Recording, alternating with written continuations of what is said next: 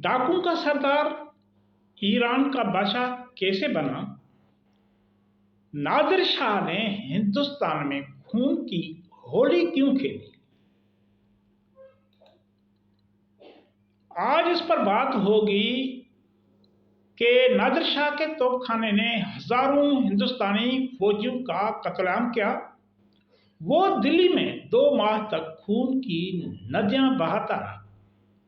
वो 2 माह तक हिंदुस्तान में खून की नदियां बहाता रहा। कोई उसको रोकने वाला नहीं था। वो नादिर शाह कौन था? वो नादिर शाह कौन था जो 20 मार्च 1729 को दिल्ली में मौत का परवाना लेकर दाखिल हुआ? दुनिया के बड़े जलाद को लोगों का खून बहाने का परवाना किसने दिया था? इस पर बात करने से पहले हम आपको बताएंगे कि ये नादिर शाह कौन था।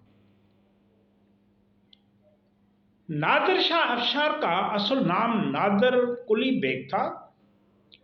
उनकी पैदाइश 22 अक्टूबर 1688 ईस्वी को ईरान के बहान सफवी इलाके में हुई।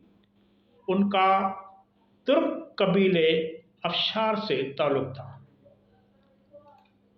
नादिर शाह अफशार ने मकामी सरदार के मातहत खिदमत अंजाम देने के बाद डाकू का एक गुरु बनाया।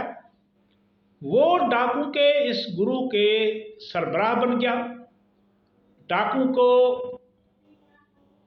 डाकू के इस गुरु के सरबराह के तौर पर उन्होंने फारस यानी ईरान के माजूल बादशाह सफवी शाह तहमास्प दोम को 5000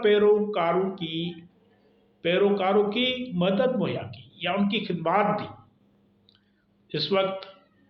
उस वक्त फारस का दारुल हुकूमत अस्फहान अफगान हमले आवारों के कब्जे में था, जबकि ईरान के कुछ सूबों पर तुर्कों और रशियंस का कब्जा था।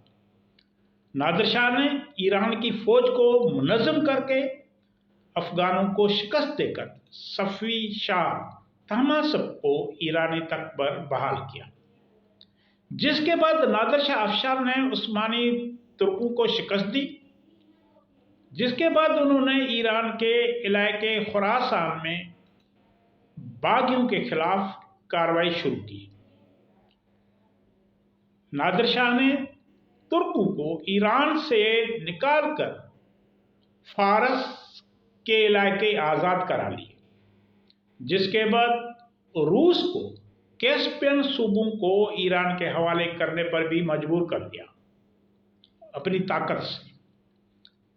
1736 ईस्वी में नादिर शाह ने तहमास्प दोम के बेटे अब्बास को फारस हुकूमत से अलहदा करके खुद ईरानी तख्त संभाल लिया। नादिर शाह ने न फकत बहरीन को अरबों से छीन लिया, बल्कि ओमान को फतेह करके ईरान के मातहत कर दिया। इन फतूहात के बाद नादिर शाह ने 1737 में हिंदुस्तान की तरफ पेशकदमी की। ईरानी बादशाह नादिर शाह दरे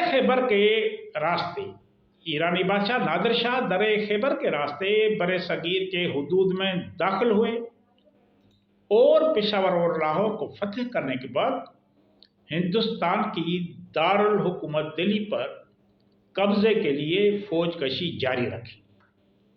दिल्ली की तरफ पेशकदमी के खौफ से मुगलिया सुल्तनत के हुक्मरानों की टांगें कांपने लगी। अभी तो नादिर काबिल से करनाल पहुंचे थे, लेकिन मुगल हुक्मरान मोहम्मद शाह रंगीला अपनी पूरी फौज 70 मील दूर करनाल तक में जमा न कर सके। नादिर के तोपखाने ने हजारों हिंदुस्तानी फौजियों को मौत के घाट उतार दिया। 24 फरवरी को करनाल की जंग जीतकर नादिर مارچ 1729 میں فاتحانہ انداز میں دہلی میں داخل ہوئے۔ جب نادر شاہ دلی کے لال کے قلعے پہنچے تو مغل شہنشاہ محمد شاہ نے جنگ چھڑنے سے پہلے ہتھیار ڈال دیے اور نادر شاہ کا قیمتی تحائف لے کر شاندار استقبال کیا۔ اسے خوش کرنے کے لیے اس کو قیمتی تحائف دے اقتدار ان کے حوالے کر دیا۔ نادر شاہ افشار نے دلی کے شاہی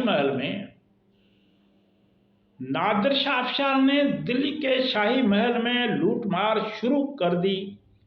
بہت بڑا کوہ نور ہیرا جس کا وزن 191 میٹرک کیرٹ سے زیادہ تھا اپنے قبضے میں لے لیا۔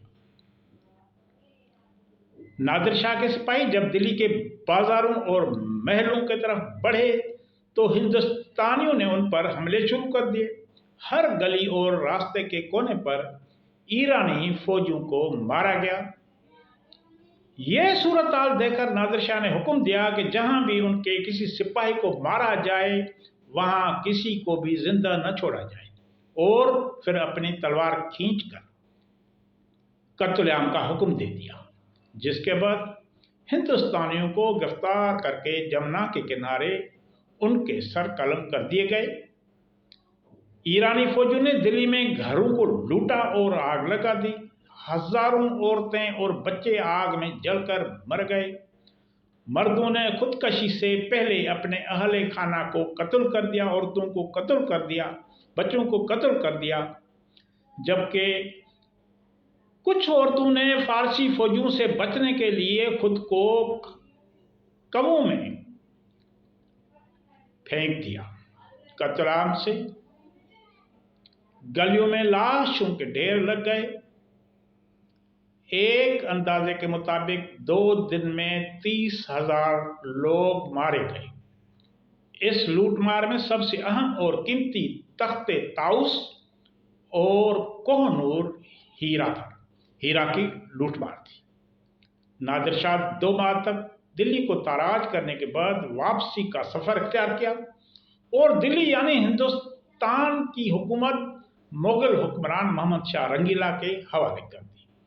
نادر شاہ 16 مئی 1729 کو اپنی فوج کے ساتھ دلی سے واپس روانہ ہو گئے۔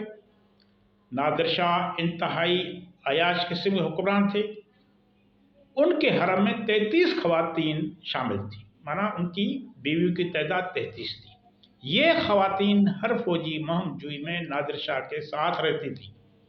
دنیا کو فتح کرنے کے خواب دیکھنے والے ظالم حکمران کے خلاف آخرکار ان کے اپنے ہی عوام نے بغاوت شروع کر دی۔